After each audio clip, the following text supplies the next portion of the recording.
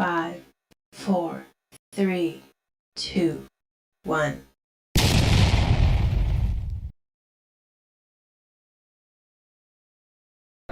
Assalamualaikum warahmatullahi wabarakatuh. Perkenalkan, saya Siti Mustana dari SMK Negeri 1 Cilacap, Kabupaten Semarang. Kali ini saya akan menyampaikan tentang skema mesin refrigerasi kompresi uap, atau dalam artian nanti kita akan menyampaikan tentang mesin pendingin. Untuk yang pertama, perangkatnya yaitu adalah kompresor. Yang kedua adalah kondenser.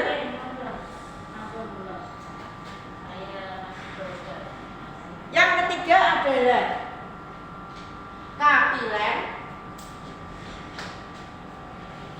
Yang keempat adalah evaporator.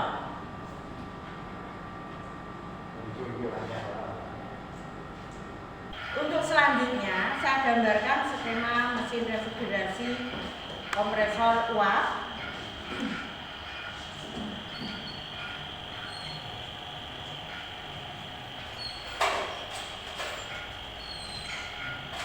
Ya, ini bagian kompresor.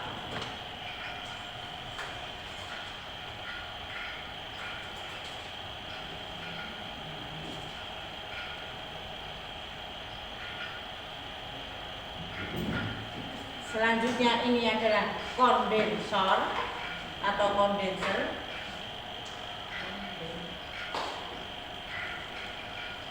Selanjutnya adalah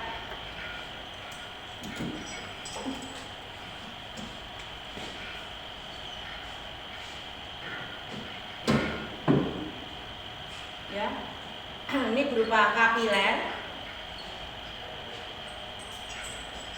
Ini untuk ekspansi. Kemudian selanjutnya adalah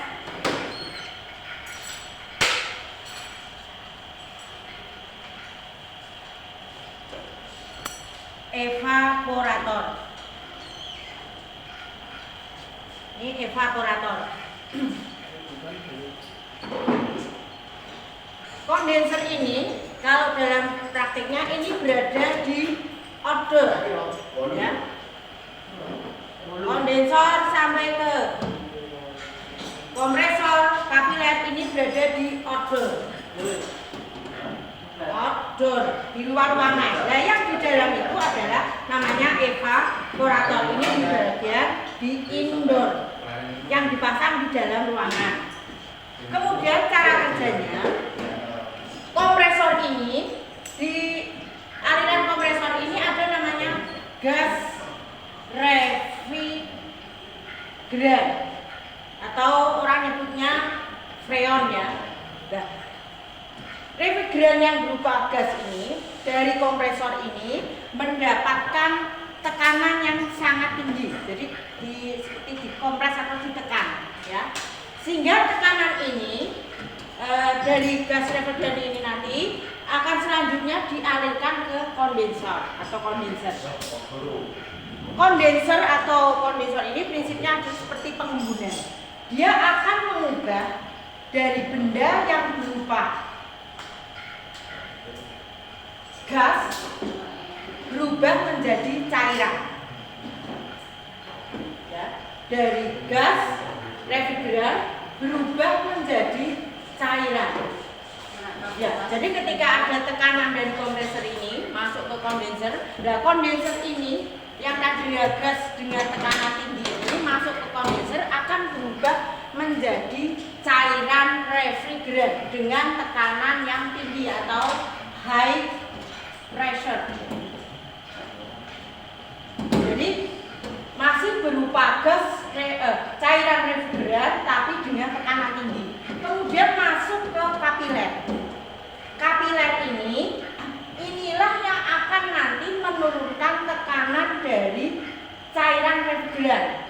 Kalau disimbolkan, kapiler ini berupa pipa-pipa yang kecil. Ya, ini untuk menambah tekanan dari cairan refrigeran. Sehingga cairan refrigeran yang masuk ke evaporator ini, ya, kemudian masuk ke evaporator ya, ini sudah berupa cairan itu nanti di evaporator ini. Fungsi evaporator adalah menyerap dari panas ruangan. Kemudian nanti efeknya nanti adalah cairan ini akan menghembuskan atau berasa dingin. Jadi ketika ini masuk ke cairan ini masuk ke evaporator ini, ya, ini seperti menyemburkan cairan refrigeran yang nantinya keluaran dari ini dari evaporator tadi yang berupa cairan karena sudah disemburkan ini, sehingga cairan ini sudah berubah lagi menjadi tinggal gas, kayak seperti spray. Kalau kita tekan itu keluarnya sudah berupa gas itu. Jadi keluar dari evaporator ini sudah berupa gas refrigeran. Kemudian kembali lagi ke kompresor. Seperti itu terus berulang sehingga ini dalam siklus tertutup. Selama ini tidak ada yang terbuka, maka gas refrigeran ini akan masih isinya sama, kecuali dalam kondisi terbuka misalkan bocor, sehingga gas refrigeran akan berkurang. Nantinya efek pada sistem pendinginan juga akan berkurang. Misalkan suhu di ruangan tidak bisa maksimal tercapai dingin, misalkan seperti itu. Itu yang terjadi. Saluran ini, skema ini ada 2 jalur dan 3 jalur atau skema dengan 2-way dan 3-way. Apa itu? 2-way dan 3-way. Ini adalah saluran, ini seperti keran atau ya yang saling terhubung. Ini untuk yang 2-way itu nyambung antara kapiler ya dengan evaporator. Kapiler dengan evaporator dipasang saluran 2-way ya. Kemudian di sebelah sini di dekat kompresor ini ada juga saluran namanya 3-way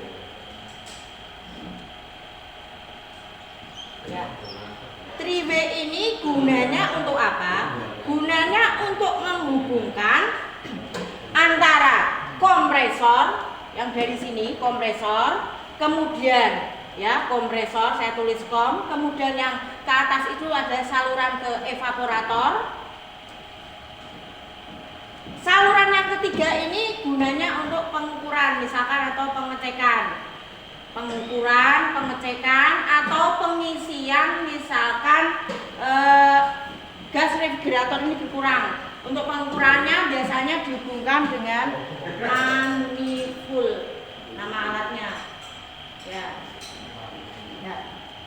Kemudian ada lagi tambahan untuk pengamannya. Ini biasanya di sebelum kompresor ini ya ada namanya akumulator ya. Akumulator ini jadi sebelum masuk 3-way ini terhubung ke akumulator ya. Akumulator ini terletak jadi satu unit dengan odor dekat kompresor. Ini fungsinya untuk menyaring cairan yang masuk sehingga yang muncul hanya berupa gas. Menyaring dari evaporator ini yang tadinya sudah berubah gas agar tidak ada sama sekali cairan refrigeran yang masuk ke kompresor seperti itu. Itu yang mungkin saya sampaikan untuk penjelasannya kaitannya dengan sistem atau siklus dari kompresi uap dari sistem pendingin. Terima kasih untuk semuanya. Bila taufiq wal hidayah. Wassalamualaikum warahmatullahi wabarakatuh.